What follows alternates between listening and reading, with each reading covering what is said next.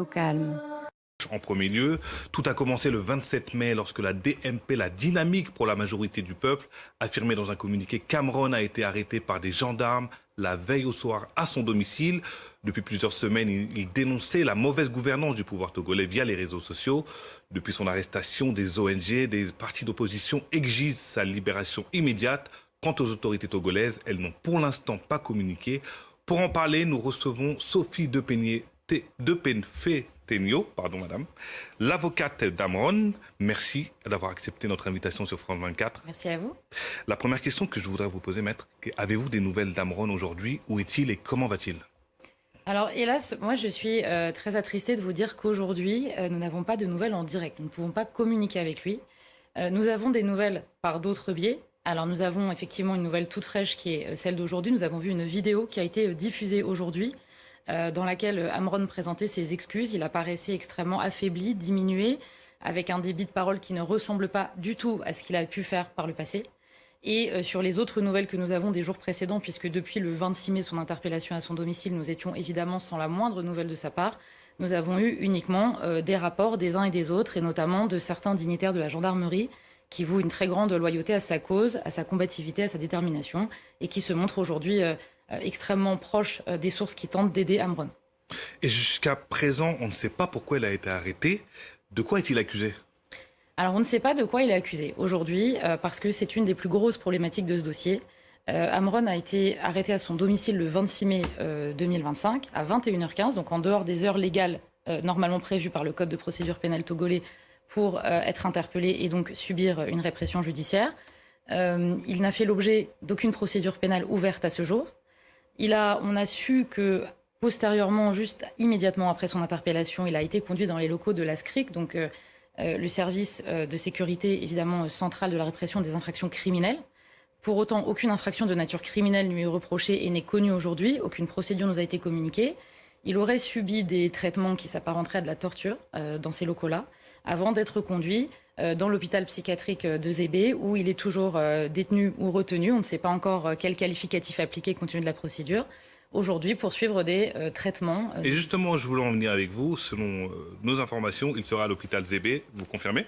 Oui. Et il subirait un traitement contre la maladie mentale. Est-ce que vous confirmez cette information? Comment ça se passe? Comment un rappeur peut se retrouver enlevé et placé dans un hôpital psychiatrique sans qu'un médecin, jusqu'à preuve du contraire, n'ait fait un diagnostic sur son état mental? Comment est-ce possible? Alors, nous sommes effectivement dans le flou le plus total. Nous sommes intervenus avec mon confrère Célestin Agbopan depuis ce matin pour pouvoir solliciter le procureur de Lomé, avoir des réponses sur la procédure qui lui est appliquée. Cela étant dit, au Togo, le Code de la santé publique prévoit qu'il est tout à fait possible d'hospitaliser d'office dans le cadre d'une procédure régulière, ce qui n'est pas le cas aujourd'hui. En ce qui concerne Amron, nous sommes destinataires d'informations qui tendent à mettre en lumière le fait qu'il recevrait des injections en ce moment même. Quel type d'injection? Alors on ne sait pas. On n'a aucune information. On n'est évidemment pas en contact avec les équipes médicales. On ne sait même pas s'il est assisté d'une équipe médicale, s'il y a un vrai médecin. Moi, je n'ai pas de certificat médical pour l'instant. On attend des réponses du procureur de Lomé sur ce point. Et le cas échéant, nous sommes évidemment très désireux de dépêcher un médecin français pour faire une contre-expertise. Et justement, je précise que nous avons contacté les autorités togolaises via notre correspondante qui n'ont pas pour l'instant donné suite à nos sollicitations. Je voudrais savoir si vous êtes rentré en contact concrètement avec les autorités togolaises. Alors nous l'avons fait, comme je vous le disais ce matin, par le biais du procureur de Lomé, que nous avons interpellé sur la situation. Nous nous sommes constitués, pour l'instant nous sommes 2 avocats, donc moi-même issu du barreau de Paris et mon confrère que je vous citais, Célestin Agbogan, qui donc est aussi président de la Ligue des droits de l'homme togolaise. Et nous avons déposé notre constitution ce matin avec une demande d'éclaircissement. Nous avons indiqué au procureur que nous étions à sa disposition pour consulter le dossier, qu'il soit pénal ou de santé publique, et pouvoir s'entretenir avec lui et entrer en contact avec notre client. Et comment va sa famille? Alors sa famille, évidemment, est dans une situation qui est très compliquée. Ils ont peur. Ils sont effectivement extrêmement inquiets de la situation que subit Amron, par manque d'informations. Et pour eux-mêmes, évidemment, ils craignent d'autres représailles si les propos d'Amron, effectivement, donnaient lieu à des poursuites ou à peut-être plus de répression. La dernière question que je voudrais vous poser, est-ce qu'il y a des suites juridiques que vous essayez d'organiser avec des confrères pour ce dossier? Alors tout à fait, le peuple togolais est extrêmement sensible à la cause qui a été défendue par Amron, donc on reçoit énormément de soutien. Pour ma part, ça fait 48 heures que j'ai pu rencontrer son frère et rentrer en contact avec cette famille.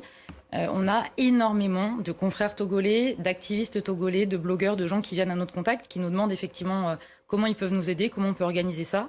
On est conscient que finalement Amron aujourd'hui est un peu la figure de proue d'un mouvement un peu plus important. On a reçu aussi cet après-midi un courrier de Madame Niakhaté, qui est donc l'ancienne ministre des Armées, qui appelle à la libération d'Amron. Et nous sommes certains de pouvoir compter sur le soutien du peuple togolais. Nous avons aujourd'hui aussi entendu parler d'une manifestation qui aurait lieu demain dans le pays. Alors évidemment, un appel à manifestation devant la présidence de la République, mais également relayé dans toutes les villes du Togo. Manifestation que nous allons évidemment suivre avec beaucoup d'attention, compte tenu des risques de répression sur les manifestants.